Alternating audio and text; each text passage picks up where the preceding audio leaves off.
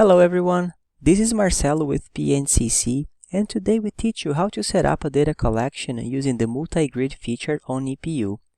As soon as you have the atlas collected, you can go to the EPU tab, then under Session Creation, click New Queue. EPU will ask if you want to use previous preferences. Let's click No to start from scratch. The first thing is to set a session name. At PNCC, sessions are named with the project number, sample, date, and data. Here, select the option that matches your grid type. In this video, we are using a wholly carbon grid. For the acquisition mode, we have accurate or faster, and you can swap between them during data collection if needed. For the output folder, it should be offload data. Then, click Apply. We can see in this panel that the session for grid number 3 has been created, along with the information like the session name, progress, and so on. Next, in Square Selection, click Unselect All to carefully choose the squares you want to collect data from. Let's look for some squares. This one seems to have empty holes in the center of the square, so let's skip it. This one looks more promising, so let's select it by holding the Ctrl key on your keyboard and then left-clicking with your mouse. Then, right-click and select Move Stage to Grid Square. The red cross indicates the actual position of the stage. Okay, the stage is ready and we can proceed to hole selection. Now, we'll go from left to right. Click Autocentric.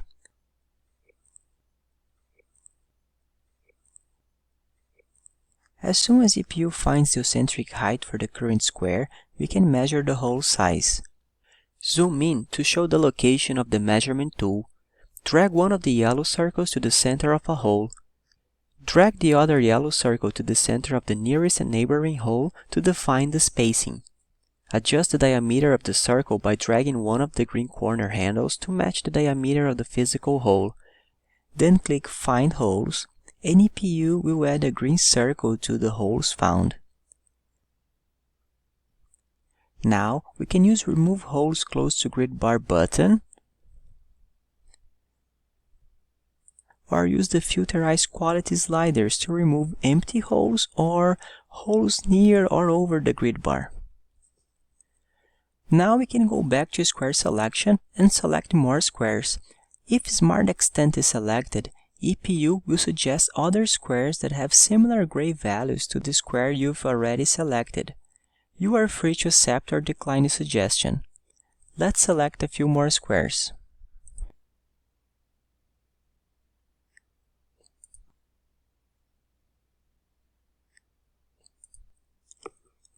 If we click Show, we can see the order in which the squares will be collected.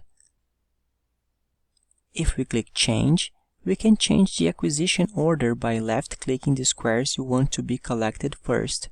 For example, 1, 2, 3, and so on. To remove a square, hold the Shift key and left-click.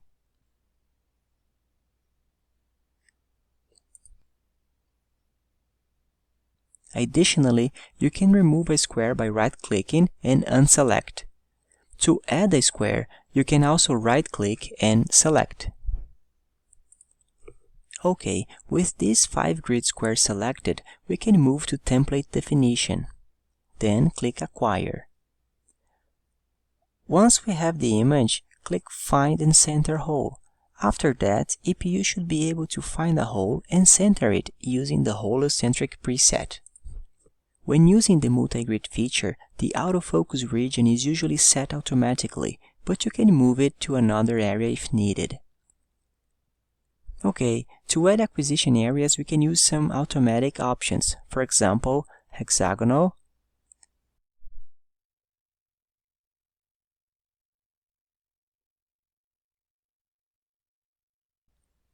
rectangular, or matrix.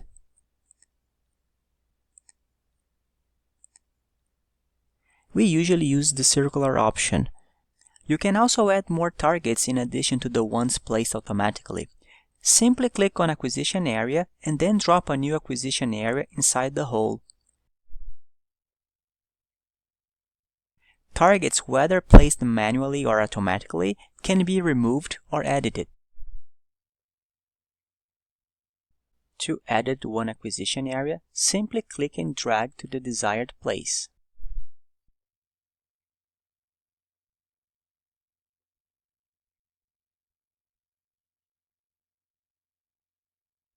All acquisition areas come with only one defocus value. We have this notepad with increasing and decreasing defocus range values.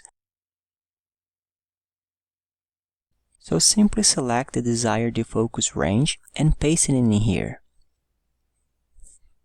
Now this target contains the list of desired defocus values, but the other targets still contain only one defocus value. So if you select this target and click to copy defocus list to all areas, the defocus values will be copied to all other acquisition areas.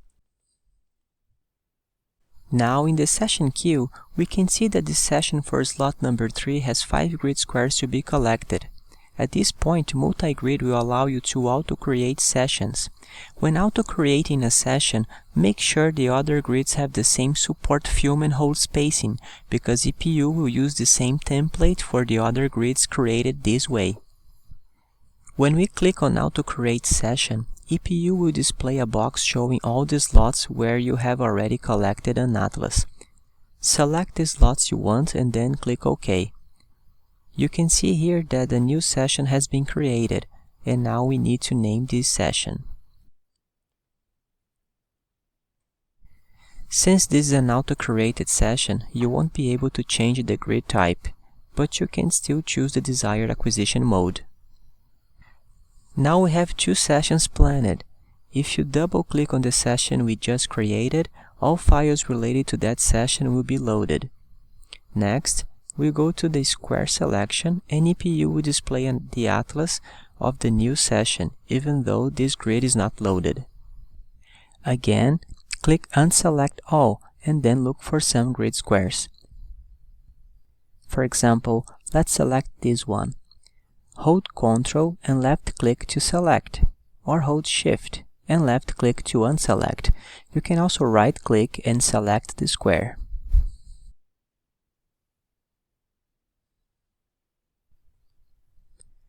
This square might be dry, so let's look for another one.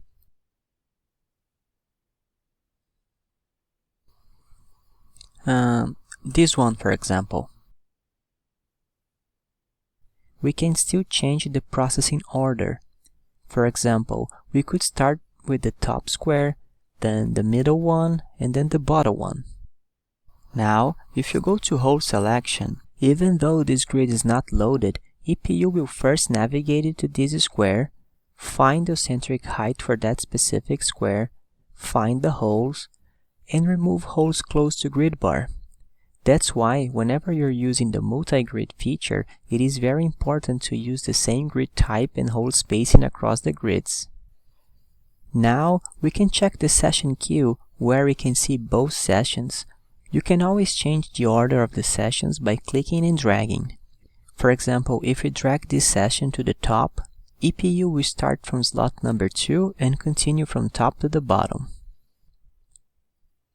Here, we can set the maximum number of exposures to be acquired in each session. For example, if we set it to 10 exposures, EPU will navigate to the first square, start collecting images, and once it reaches the 10th image, the session will be finalized.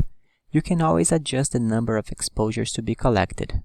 For example, let's change this number to 1000. The multi-grid feature also allows you to create sessions manually, which is highly recommended when the hole spacing of the grids differs. To create a session manually, first, load the slot which you want to collect data. So, go to the Atlas tab, select slot number 2 in this case, and then click Load Sample. EPU will ask if you want to load a new grid. Confirm.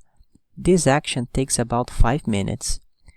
Once the new grid is loaded, EPU will check if the grid is shifted or rotated in relation to the previously acquired atlas. After the alignment task is complete, you're good to go back to the EPU tab.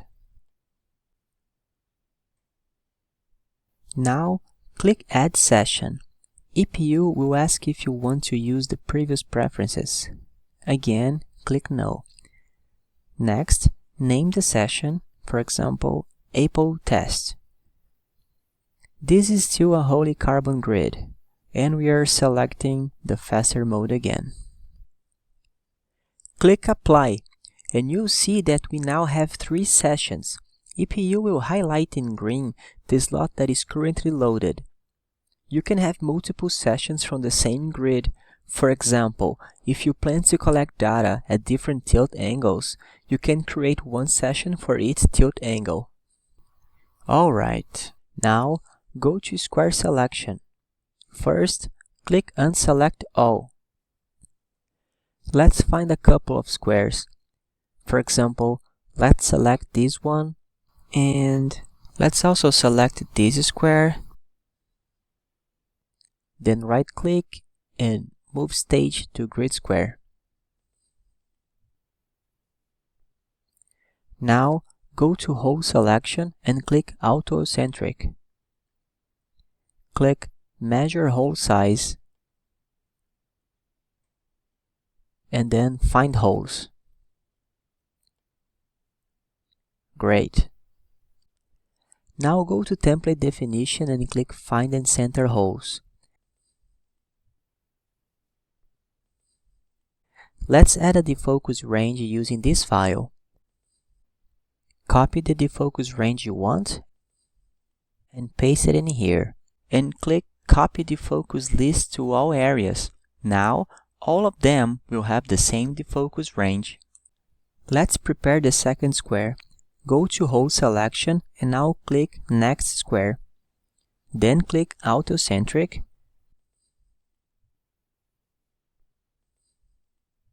Then Find Holes. You can adjust the sliders if you want to remove empty holes, for example. Now, if we go back to Session Queue, we can see all the sessions we've created. By double-clicking here, we load the session that was auto-created, and we can see that this session has 3 squares selected. Alright, if we double-click on this session, which is the same grid but manually added, we can see that the selected squares are different. As we mentioned before, this can be useful if, for example, you want to collect a few squares at 0 degrees and then a few more at a specific tilt angle, like -30 degrees. This way, you can easily separate the images from these 2 sessions. Just make sure not to select the same squares, because EPU won't tell you which squares were previously selected for each session. Now we can delete one of these sessions. To do this, select the session you want to remove, click Remove Session and confirm. We now have 2 sessions and we are ready to start collecting data. If you want to go to Automated Acquisition and click Start Run, EPU will collect data in the current grid loaded. If you click Start Queue, EPU will start from the top to the bottom of the session list. Once Slot 2 is loaded and I do want to use the New Queue button, I'll click and drag this session to the top. Also, here we can limit the maximum number of exposures. Let's set it to 100 images. This means EPU will collect images until it collects the 100th image. Then it will stop data collection and move to the next item in the queue. Now we are ready to go to Automated Acquisition and click Start Queue. EPU will now move to the first grid square and begin collecting data for the current session. This will continue until all holes are collected or the maximum number of images set is reached, which in this case is 100. Alright, all the images have been collected, and we can see that EPU is finalizing the current session. it will now load the next grid and begin collecting data. EPU will now load the next grid and check for any shifts or rotations in relation to the acquired atlas. Once the alignment is complete, EPU will begin collecting data. This routine will continue until all the sessions planned in the session queue are fully collected. Thank you for watching our video. If you found it informative, please like and subscribe. Comment below with any requests for videos and any questions you have, and we'll be happy to answer them. See you next time.